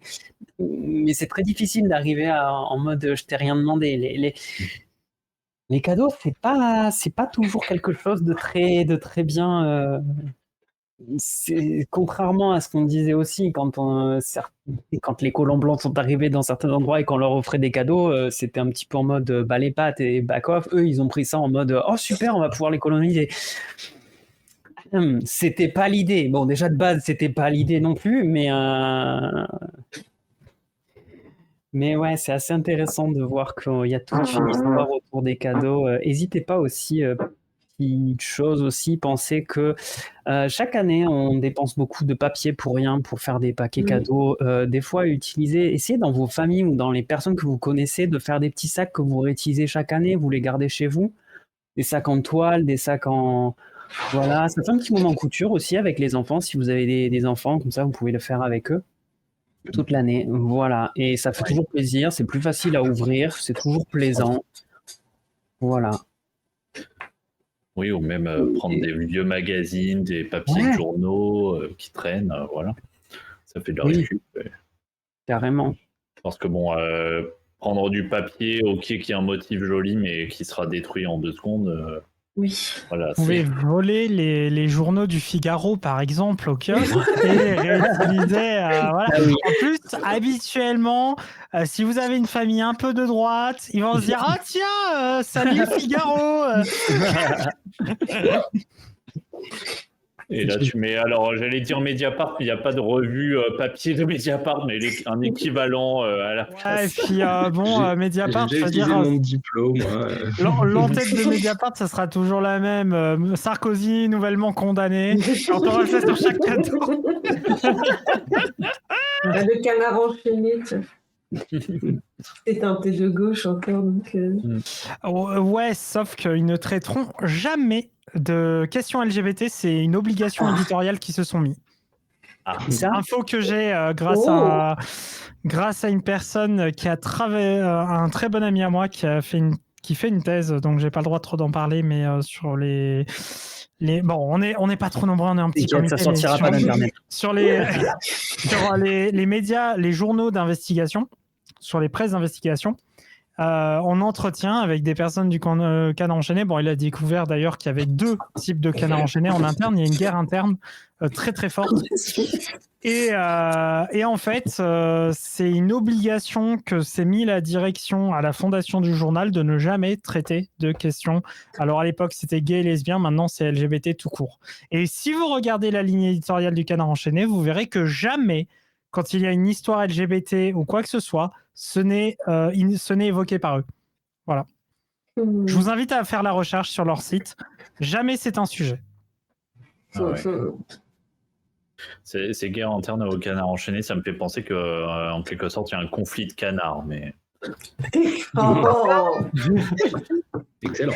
Voilà, c'est mais tout pour moi. très Je vais pas beau, trop mais flammer. Si oh vous là là, m'autorisez. attention. Merci. Ouais. Parfait, merci. Mais vu qu'on a enchaîné avec la question des cadeaux, on peut parler notamment de votre rapport à la consommation, parce que voilà, bon, évidemment, fête de fin d'année, on pense surtout à Noël et voilà, cette injonction à faire des cadeaux. Et quel est votre rapport justement à cette surconsommation où des fois, voilà, on n'a pas forcément envie d'offrir des cadeaux où on n'a pas d'idée, du coup on se force à faire des cadeaux et à prendre des choses par défaut, mais consommer pour consommer en fait. Et voilà, quel est votre rapport à ça? Je te laisse la parole, Athéna, si tu veux commencer sur ce volet-là. Ouais, et puis je fais aussi un peu le lien sur ce qu'on a dit sur la neuroatypie. Il peut y avoir une difficulté à accéder à ses propres envies, à avoir du mal à savoir de quoi on a envie, qu'est-ce qu'on aimerait recevoir, et aussi qu'est-ce qu'on peut offrir. Moi, je sais que je suis autiste, je me suis pas mal habitué, conditionné à recevoir des cadeaux et à voir à peu près l'attitude qu'il faut. Oh là là, je suis content, machin, à faire les bons sourires qu'il faut, etc. Ça a pris un peu de temps, mais voilà. Et par contre, savoir quoi offrir aux gens, j'ai beaucoup de mal si elles me le disent pas clairement, en fait. Même des gens que je connais bien et avec qui, voilà, mais sur le fait, la réalisation de quel objet ou quel geste contraint dans le temps et le lieu de Noël, etc., ça emporte trop de contraintes et trop de cadres qui me font un peu perdre mes moyens. Et du coup, bah, petit à petit, j'essaye aussi de le dire autour de moi, de dire, bah, en fait, c'est une aide et un soulagement pour moi que de me dire un peu clairement ce que je peux vous offrir, ce qui peut vous faire plaisir, et je serais ravi de le faire. Mais sinon, ça me laisse dans une espèce de détresse bah, je sais pas trop. Et du coup, comme il y a cette pression autour à réussir le bon cadeau, à être la personne qui a la bonne intuition et tout, bah ça peut devenir un petit peu pressurant justement. Donc il y a la question financière, mais il y a la question aussi de la pression de faire comme il faut et de, comme on disait tout à l'heure, on fait une sorte d'acte de statut quand on offre un cadeau et du coup bah, ça génère, qui dit statut dit que ça génère une certaine pression, une certaine contrainte quoi. Donc c'est vrai que si vous savez que vous avez autour de vous des personnes notamment autistes mais neuroatypiques plus largement, bah, ça peut être bien justement d'être le plus transparent et lisible possible pour les aider à faire les choses sans trop d'hésitation et d'atermoiement, quoi. Je me suis retournée pour récupérer ça, parce que c'est un cadeau que m'a fait une copaine il y a 2 ans. C'est de la gravure. Et c'est du craft, voilà. Ça lui a pris du temps, moi j'adore. C'est pour ça que je l'ai toujours, enfin je l'ai là sur mon étagère derrière moi. Et je me dis que ça peut aussi être, quand on peut, quand on a des outils, quand on sait faire, un moyen d'offrir quelque chose qui vient aussi du coup du cœur, quoi.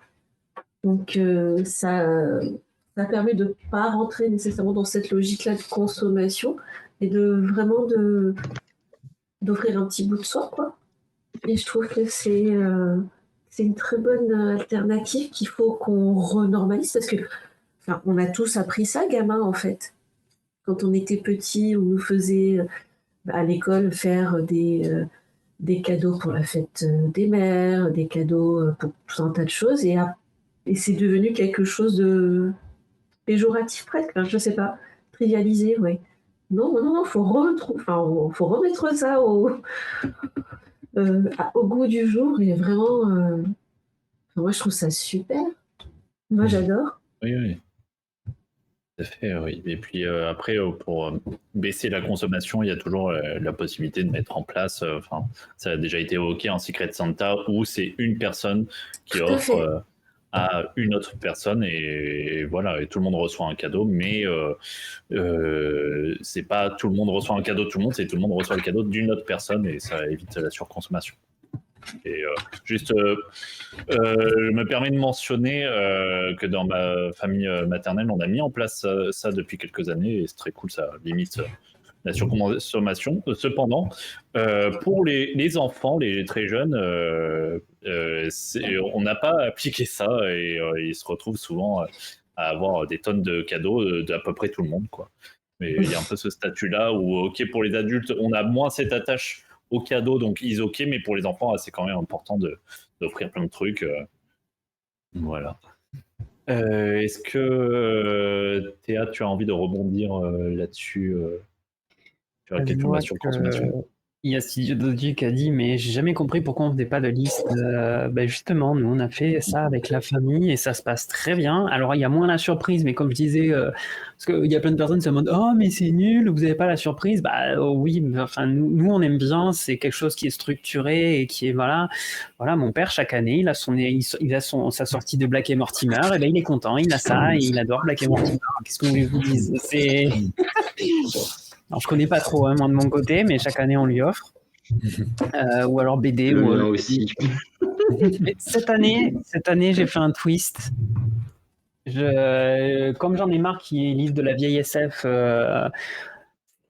homme, si HSBC centré, je lui ai sorti une autre SF écrite par une meuf. Donc, du coup, là, je sais pas comment attendre, mais bon, ça va changer un petit peu.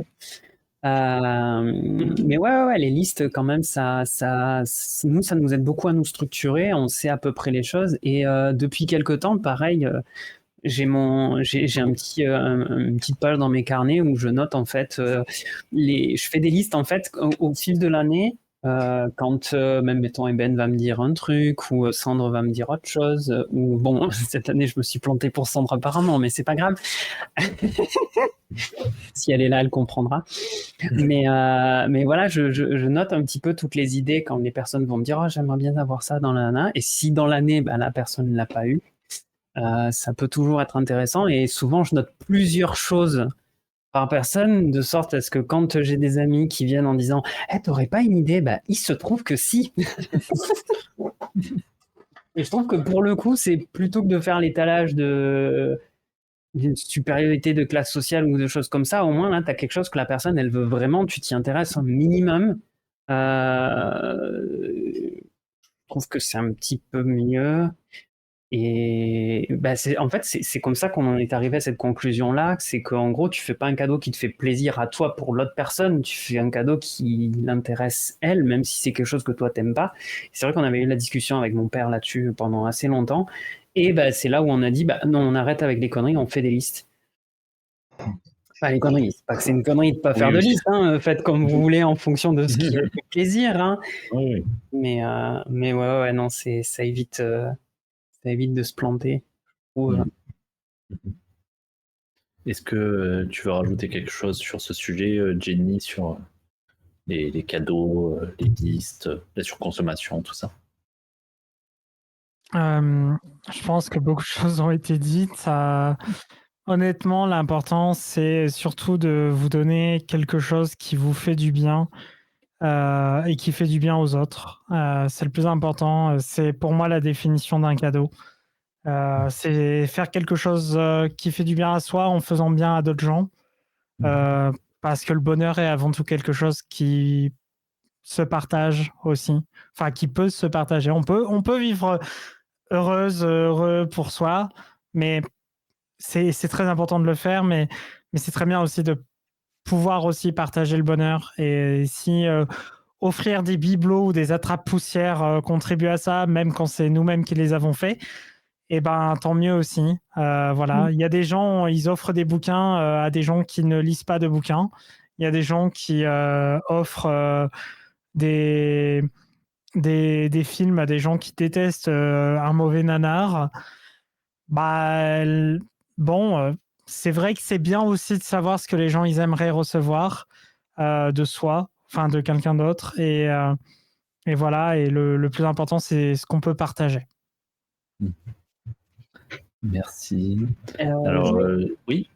Juste, on parlait de craft tout à l'heure, j'ai une idée qui est venue entre-temps. C'est vrai que des fois, les personnes ont dit, bon, c'est juste un craft. Non, c'est pas juste un craft. Les personnes, elles y passent du temps. C'est pas juste qu'il faut respecter le temps que la personne a passé. C'est qu'en gros, souvent, quand une personne craft quelque chose pour vous, c'est que en le faisant, elle a pensé à vous. La personne n'a fait que ça, pas que ça, mais c'est, je veux dire, c'est tout le temps qu'elle a passé, c'était dédié pour vous. C'était, voilà, c'est, faites-vous ce plaisir aussi là. C'est un petit peu un cadeau pour vous en mode. C'est mignon, je trouve, les crafts. Et je dis pas ça parce que je fais du craft, mais c'est vrai. Je trouve que c'est très, très, très, très, très adorable comme attention. Et si vous le faites faire par cette personne, c'est pas grave. C'est unique, c'est pas, c'est l'inverse de la surconsommation. Ça a été produit spécifiquement pour l'occasion, etc. Enfin, donc ça génère un truc beaucoup plus intime, enfin beaucoup plus unique, quoi, c'est ça. Bah, les crafts Kim Young Gaming, parce que quelqu'un me pose la question, ça peut être, je sais pas, si vous trouvez une personne, moi c'est de la reliure, tu vois, tu veux offrir, c'est des trucs faits main, quoi. Ça peut être quelque chose qu'une personne aura crocheté, ça peut être, ça peut être beaucoup de choses en fait, quelque chose. Si vous savez que la personne adore les livres, ben voilà, un livre crafté main. Si vous savez que la personne adore, voilà, quelque chose à l'effigie, plutôt que d'acheter une Funko Pop qui va être alors c'est très bien aussi les Funko Pop, mais qui vont être produites à des milliards d'exemplaires, ça peut être cool de le faire vous-même. Je dis ça, j'ai complètement acheté une Funko Pop pour une amie cette année, hein. Oui. Latina. Non, je montrais, moi, dans ma bibliothèque, il y a plein de petites images aussi. Du coup, on va tranquillement arriver vers la conclusion de cette discussion. S'il reste un peu de temps, on va aussi laisser le chat poser des questions si elles en ont. Mais avant ça, donc on a commencé un peu à aborder d'autres modèles de Noël ou de fêtes de fin d'année. On a commencé à aborder, voilà, de pas forcément faire ça en famille, mais de faire avec des proches qu'on aura choisis, avec qui on est aligné, etc. Mais est-ce que vous voyez d'autres alternatives, pas forcément en physique, de se retrouver, de fêter ces instants-là? Faiza, est-ce que tu veux commencer? Tiens, j'ai même pas encore réfléchi, enfin, j'ai pas regardé, mais typiquement le 25, moi je fais rien. Mais s'il y a des personnes que je connais, qui sont pas à côté, qui font rien aussi, ouais, se faire un repas ou un apéro, il n'y a pas besoin qu'il y ait d'alcool, juste quelque chose de fun, de drôle, de sympa, où on n'est pas nécessairement seul, mais si on a envie de couper le micro, d'aller faire sa sieste ou quoi, enfin, dans la bienveillance, qu'avec des gens qu'on choisit, où on se sait, quoi, où il n'y a pas besoin nécessairement d'expliquer les choses. Moi, je me dis, c'est super. Ça fait partie des choses qui sont géniales avec le net, quoi, vraiment.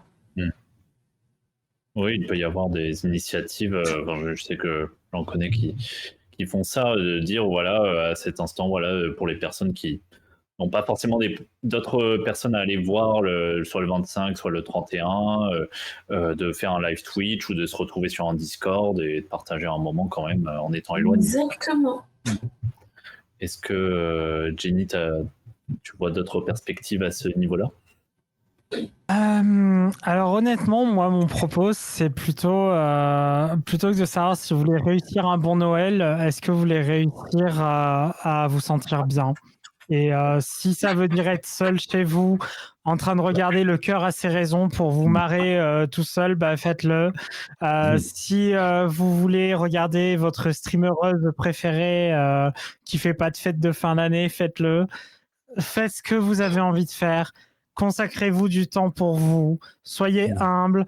Et si c'est du temps que vous souhaitez partager, partagez-le. Voilà. Mais faites ce que vous avez envie et que vous sentez le besoin de faire pour vous, uniquement pour vous. Parce que c'est bête à dire, mais il y aura d'autres Noëls. Il y a d'autres années qui viennent. Enfin, je l'espère pour tout le monde, maybe. Et je pense que c'est pas possible de louper des fêtes de fin d'année si on répond « Ah ben moi, j'ai juste pris du temps pour moi. » Voilà. Tout à fait, oui. Oui. On n'est pas obligé non plus de faire la bamboche où on peut être dans un moment de calme. Tout à fait. Oui, Théa. Et puis, je sais que chaque année, il y a toujours des personnes de temps en temps qui font des streams à Noël. Donc, si jamais le milieu du stream vous plaît et que vous avez envie de faire des coucous à certaines streamereuses, je suis certaine que vous pourrez en trouver ou vous renseigner sur les personnes qui font des streams à cette période-là, même à Nouvel An aussi. Je rappelle quand même une petite chose, ce sont des périodes qui peuvent être très difficiles à vivre pour certaines personnes, donc je le rappellerai jamais assez. Vous avez le 31-14 qui est une ligne importante. Si vous avez aussi, j'ai que ce numéro en tête là parce que c'est un numéro important récemment, mais vous avez aussi toutes les lignes sur les violences aussi que vous pouvez, malheureusement, si vous êtes témoin de ce genre de choses ou si même vous-même vous en vivez, c'est à ce moment-là de l'année où ça arrive, voilà, les gens. si Ouais, aussi. merci. N'hésitez pas à l'écrire si jamais. À vous le partager, voilà. Prenez soin de vous. Je sais que souvent il y a des débordements. On n'a pas parlé trop d'alcool. C'est cette question-là qui est quand même aussi centrale. Vous avez le droit de refuser un verre. Vous avez le droit de jeter le verre. Alors, évitez les plantes parce que les pauvres, elles n'ont rien demandé.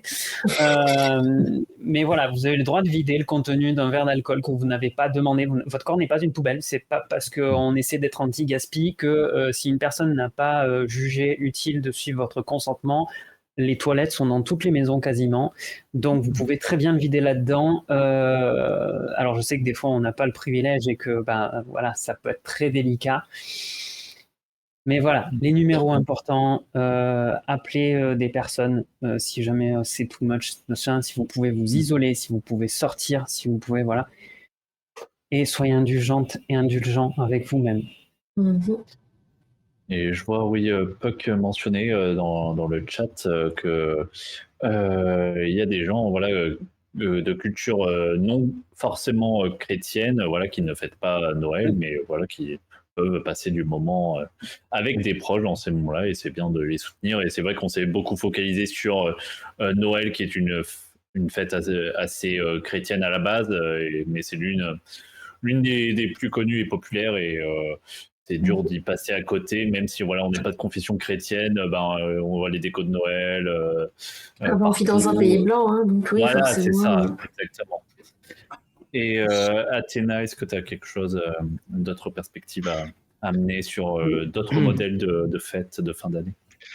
Ouais, un petit peu ce qui a été dit. C'était plus que sur Noël, c'est sur le Nouvel An. Moi, ça fait plusieurs années que les soirées où j'allais avec certains groupes d'amis étaient assez normées et où c'était un peu justement la picole, machin, toujours sur le même modèle et avec beaucoup de bruit et beaucoup d'agitation, et où quand j'ai pris conscience de ma neuroatypie, je me suis dit que j'avais le droit de pas apprécier, que c'était pas forcément très grave, et du coup depuis j'ai plus fait des Nouvel An, des fois juste avec ma chérie, une bonne bouffe juste à deux, et puis c'est tout. Ou alors une fois avec un groupe de potes, mais on était genre 5, on a fait une bonne croziflette et à minuit on a dit bonne année et on allait se coucher. Enfin, voilà, on peut faire autrement que dans la surenchère, dans l'excès, etc. Et d'ailleurs, on a mentionné l'alcool là. Je vous conseille, si vous en buvez, de faire le Dry January dans la foulée derrière.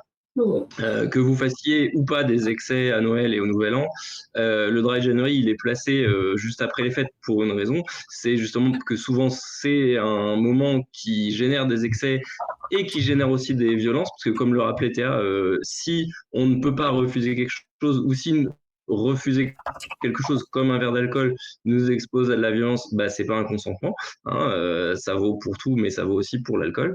Et du coup, le Dry January, je vous le conseille très vivement. Moi, j'avais commencé à en faire un il y a quelques années. Ça m'a fait beaucoup de bien. Et depuis, je bois beaucoup moins d'alcool. Je l'ai refait parfois. Enfin, vraiment, faites-le. Ça ne peut que vous faire vous rendre compte de votre consommation et justement, en général, les gens qui le font diminuent leur consommation, soit momentanément, soit durablement, mais en tout cas, ouais, je vous le conseille. Et dernier petit mot, c'est ce qu'a dit Jenny qui m'y a fait penser. Vous pouvez aussi rester chez vous et kiffer votre bouquin, votre chat, un film ou quoi. Et moi, j'ai une copine qui décrit ça sous le nom, à la place de la FOMO, de la JOMO, c'est-à-dire la Joy of Missing Out. Et j'adore ce terme-là, c'est-à-dire que vous avez des fois le droit d'être là et de dire oh, je suis vachement bien seul chez moi, à pas être dans l'agitation de je sais pas quoi, avec du bruit, avec des gens, avec ça. Et il faut pouvoir aussi des fois se dire mais je kiffe missing out de plein de trucs que en fait je kiffe pas. Donc voilà, vous pouvez vous autoriser à dire non, je suis chez moi et je kiffe quoi. C'est pas parce que vous êtes en train de faire quoi. Ah oui. Ouais, Le Jomo, là, vraiment, j'ai épinglé ça quelque part là, dans ma tête. Moi, chaque fois que je suis avec mon chat sur mes genoux et que je lis mon bouquin un vendredi soir ou un samedi soir, je suis là, ah mais Joy of Missing Out, mais à fond quoi. Ouais, super perspective. Je crois que j'ai pas vu de questions dans le chat.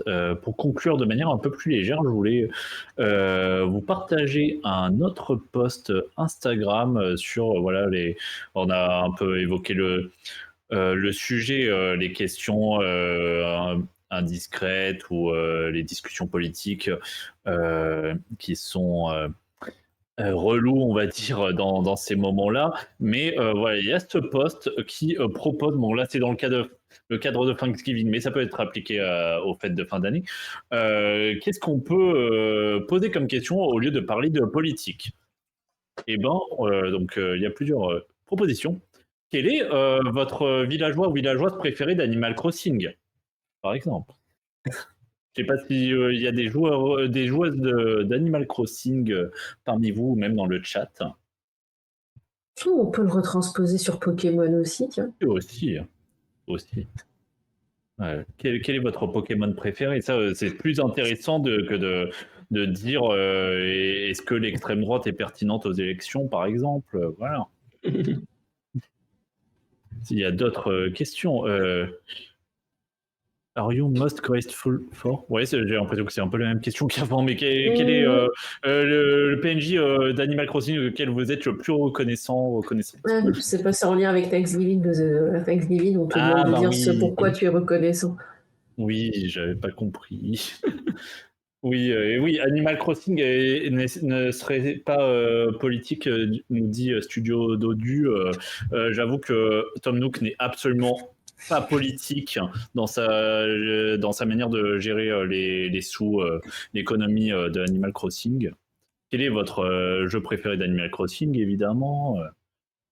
Quelles sont vos pensées sur la prochaine update d'Animal Crossing? Et pourquoi vous n'êtes pas en train de parler d'Animal Crossing à cet instant présent? Voilà. Posez ces questions lors de votre repas de fête et succès garanti, ambiance garantie. Bon, voilà, plus sérieusement, merci beaucoup à vous pour tous vos partages et vos échanges. C'était super intéressant et ça a donné plein de pistes à moi et à plein d'autres gens, je suis sûr. Merci à vous. Est-ce que vous voulez rajouter quelque chose pour conclure? Soyez bienveillants avec vous-même. Je pense que ça va être vraiment, moi, à titre perso, mon message. Je pense que ça va être super important. Voilà, ne vous violentez pas. Essayez autant que faire se peut de ne pas vous violenter. Je sais que c'est pas toujours facile, c'est pas toujours possible. Mais ben, on pense à vous. Moi, perso, je penserai à vous. Théa, est-ce que tu veux... Surtout, soyez bienveillant et bienveillant envers vous-même. Et si vous n'avez jamais joué à Animal Crossing, ce n'est pas grave. Vous pouvez remplacer par d'autres choses. Surtout, ne focalisez pas sur Animal Crossing. Ce n'est pas Animal Crossing le plus intéressant. Non, mais plein d'amour et voilà, si jamais il y a des personnes qui sont pas avec vous pendant ces fêtes ou quoi que ce soit, que vous pouvez joindre et que vous pouvez appeler ou envoyer un petit message d'amour, il y a de fortes chances que si vous entendez bien avec ces personnes-là, que vous les appréciez, pardon Malik, c'est pas ce que j'ai voulu dire, on pourra en discuter. Mais n'hésitez pas parce qu'il y a de fortes chances. Il n'y a pas d'accent, c'est pas moi. Il y a de fortes chances pour que ces personnes-là aussi osent pas vous envoyer de messages parfois. Voilà. Merci. Des fois, un petit bout, ça fait plaisir avec un cœur. Athéna. Pas grand-chose de plus. Du coup, je vais dire faites une petite papouille à votre chat si vous en avez un. Et si vous en avez pas, peut-être pensez à en avoir un. Même regarder des photos de chats, c'est toujours très bien. Ou Aussi. photographier les chats des autres. Tout à fait. Et Jenny? Moi, ce que j'aimerais dire, c'est que de mes 20 ans à mes 29 ans, j'étais seul pour les fêtes. Parce que je m'imposais à la fois cette solitude, mais aussi parce que les gens autour n'étaient pas forcément toujours très cool. Et j'osais pas forcément aller vers les gens qui étaient cool. Sachez que vous n'êtes jamais seul. Et vous pouvez faire ce que vous avez envie de faire. Juste faites les choses pour vous, pas pour les injonctions, pas pour les autres, juste pour vous. Voilà. Et si vous êtes trans et que vous êtes seul et que vous auriez eu envie de pouvoir être avec d'autres gens, sachez qu'il y a plein d'assauts localement qui organisent des choses pour les fêtes. En tout cas, c'est le cas à Bordeaux. Voilà, je voulais aussi le dire. À Bordeaux, il y a quelque chose le 24. Et il y a même un partage d'expérience le 27 pour discuter de comment se passent les fêtes. Un petit interlude. Mais voilà. Et voilà, prenez soin de vous. Vous êtes magnifiques. Voilà. Ça me fait juste, si je peux me permettre, me fait penser à un truc, merci Jenny, mais peut-être il y aurait peut-être moyen de mettre en place une espèce de débrief des fêtes avec des amis, par exemple. Genre, pas nécessairement le lendemain, mais le 27 ou le 28, soit se retrouver en personne, soit se retrouver en ligne, et pouvoir vider un peu son sac, dire un petit peu ce qui s'est passé, partager ce qui s'est bien passé, ce qui s'est pas bien passé, et se retrouver dans un espace où il y a de l'écoute et pas de jugement. Ça peut être vraiment super, ça est vraiment utile. Ouais. Oui, ne serait-ce que pour vent un peu se soulager, voilà, s'il y a eu des violences. Exactement. Oui, voir un peu ce qu'on est en train de faire là, trouver des perspectives de solutions pour ne plus que ça se reproduise et mieux vivre ces situations-là. Oui, même juste vent, quoi, sans qu'il y ait d'autres buts nécessairement que juste partager, dire des choses. Et vous pouvez toujours faire un bingo. Tiens, mais c'est vrai que ça, on l'a pas dit, mais faites aussi un bingo de votre oncle raciste au repas de fête. Si vous avez un oncle raciste et vous savez que vous allez devoir vous affliger ça, faites un petit bingo avec un frère ou une sœur safe ou quelqu'un ou un ami ou une amie. Ça peut être rigolo aussi à organiser. On est quelques jours avant les fêtes de Noël. Ça peut être sympa à faire en vrai. Un petit bingo pour se foutre de la gueule des propos, c'est une manière aussi de rejeter la chose. Puis c'est vrai qu'on a mentionné la possibilité de quitter un espace, voilà, quand il y a trop de je trouve plus le mot. Stimulation ? Oui, stimulation sensorielle, ouais, merci. Et ça peut être aussi appliqué à des remarques, voilà, qui vous mettent mal à l'aise, que vous cautionnez pas. Personne ne vous oblige à les entendre et à les supporter. Voilà, vous pouvez quitter la table ou n'importe quel endroit à tout moment. vous vous isolez si vous ne pouvez pas quitter le lieu. Voilà.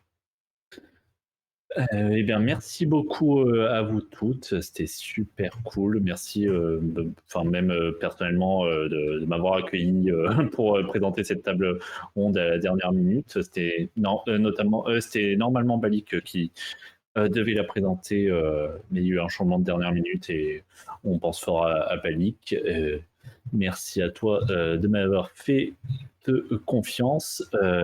Merci à Lina à la régie, un tonnerre d'applaudissements dans le chat et de tout le monde et de cœur pour Lina à la régie. Et merci à l'ensemble du staff et à la modération, notamment Chachouki, Cro, Francis Moustache, Givre, Aiden, Liwen, Malouga et Morki. Et évidemment, merci à vous le chat, merci infiniment pour votre écoute et vos doux mots dans le chat. Pour une chambre à soi, donc comme je l'ai dit, c'est la dernière émission de l'année, mais on se retrouve évidemment avec tout un programme qui est déjà fixé et qu'on publiera le mois prochain, dès janvier. Donc on se retrouvera, je crois, mi-janvier, vers la moitié du mois de janvier pour une prochaine émission. Mais ça sera communiqué sur les réseaux, donc sur Blue Sky et sur Instagram. Et je crois que le raid a déjà été décidé. Je crois que j'ai vu passer le nom de Spino Pizza. J'espère que j'ai pas mal prononcé. Oui, ça marche. Et oui, je vois le message de Lady Sunflow et j'ai oublié de terminer par le message le plus important. À l'année prochaine. Ah, merci Jenny. Attends, je peux même te faire les... Voilà, c'est drôle quand même, c'est drôle. Ah ben oui, personne ne l'a faite cette blague, donc voilà, je pense que c'est important de la faire. Tout à fait. Et santé, mais pas des pieds aussi. Quand vous levez le verre. Bon, on va s'arrêter là, je pense. On avait fait une bonne conclusion et là, bon, on dérape. Oh non, il y a eu un clip, Malik. C'est trop grave. Oh là là. Et merci à vous tous et à bientôt. Bon courage pour les fêtes. Passez un bon moment si vous pouvez et voilà. Pensez à tout ce qu'on a pu dire, à toutes les solutions qu'on a pu apporter, toutes les pistes qu'on a pu apporter et cœur sur vous tous. À bientôt. Ciao. Ciao, ciao.